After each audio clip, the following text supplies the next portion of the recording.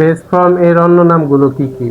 যেমন হচ্ছে root word মানে বোঝায় ভি ওয়ান কে, মেন ভার্ব মানে ভি ওয়ান মানে ভি ওয়ান বা প্রেজেন্ট, ডিকশনারি ফর্ম মানেও সেই ভি ওয়ান বা বেস ফর্ম, প্রেজেন্ট ফর্ম মানেও সেই ভি ওয়ান বা বেস ফর্ম। তার মানে যে একটা সেন্টেন্সের কোথায় মেন ভার্ব ইউজ করা হয়, আমরা জানি একটা সেন্টেন্সের শুরুতে থাকে হচ্ছে সাবজেক্ট, এরপরে থাকে হচ্ছে ভার্ব। এখন এই ভার্বটা কোন ফর্মে আছে? একটা ভার্বের সাধারণত তিনটা ফর্ম থাকে, V one, V two, V three. এই ভি ওয়ানেরই হচ্ছে অনেকগুলো নাম রয়েছে। একটা ক্লাসে স্যার যদি তোমাকে একটা ভার্বের তিন চারটা নাম বলে, তুমি কনফিউজড হয়ে যাবা যে আসলে স্যার কোন ভার্বের কথা বলতেছে। এই জন্য বেস ফর্ম সম্পর্কে বা ভি ওয়ান সম্পর্কে তোমার সবগুলো নাম জানতে হবে, যে সবগুলো নামের অর্থ কি বা এটা দ্বারা আসলে কি বোঝায়। যেমন এইখানে আমরা দেখতে পাচ্ছি ভার্বের বেস ফর্মের অনেকগুলো নাম। বেস ফর্ম বলতে এই ভি ওয়ান কে বোঝায়। একটা ভার্বের সাধারণত তিনটা ফর্ম থাকে, V one, V two, V three.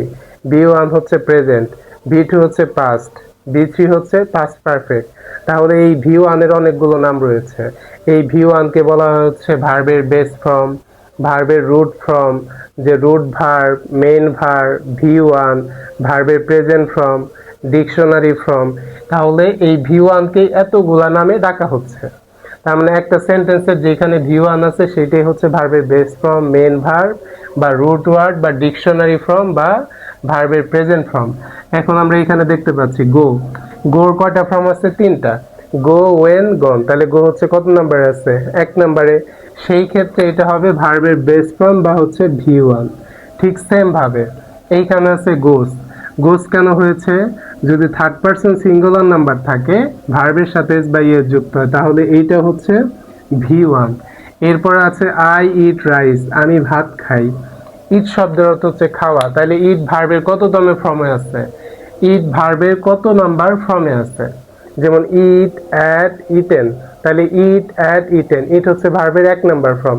ভার্বের ভি ওয়ান, ভি ওয়ানকে বলা হয় ভার্বের base form, main verb, V one, present form.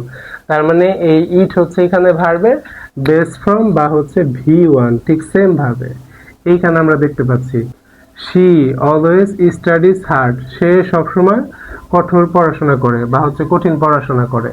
সেই ক্ষেত্রে এইখানে মেন ভার্ব কোনটি? এখানে কি অলওয়েজ মেন ভার্ব নাকি হচ্ছে স্টাডিজ মেন ভার্ব? আমরা জানি যে থার্ড পারসন সিঙ্গুলার নাম্বার হলে ভার্বের সাথে এস বা এস যুক্ত হয়। তাহলে স্টাডির তিনটা ফর্ম হচ্ছে স্টাডি, স্টাডিড, স্টাডিড। তাহলে সেই ক্ষেত্রে এটা হচ্ছে ভার্বের বেস ফর্ম বা ভি ওয়ান। ঠিক সেম ভাবে আই অলসো গো দেয়ার, আমি সেখানে যাই।